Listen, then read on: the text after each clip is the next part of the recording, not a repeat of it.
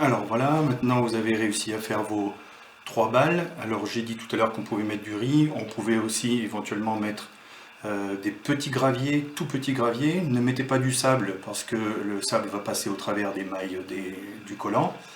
Et vous allez vite comprendre pourquoi ces balles sont intéressantes. Parce que lorsque vous allez les faire tomber, elles ne rebondissent pas.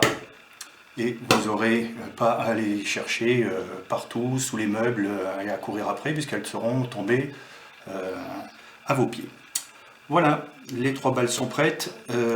Par sécurité, j'ai même mis une 3e couche. Hein, et je vous rappelle qu'il faut essayer de bien tasser pour que la balle ressemble à une balle et ne ressemble pas à un boudin, tout simplement.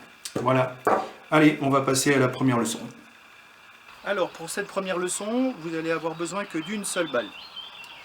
L'objectif, c'est de réussir à échanger la balle d'une main vers l'autre, de la droite vers la gauche ou de la gauche vers la droite, en gardant les coudes collés au corps. D'accord?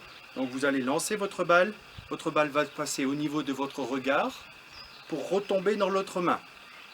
Ici, je lance et ça retombe dans l'autre main sans que mon coude se déplace de mon corps. Je suis ici, je lance de la droite vers la gauche et de la gauche vers la droite. D'accord? Si je me tourne, vous allez voir la chose suivante. Vous lancez votre balle et vous ne décollez jamais votre coude de votre corps. L'erreur à ne pas faire, c'est je lance la balle et je vais devant pour chercher la balle.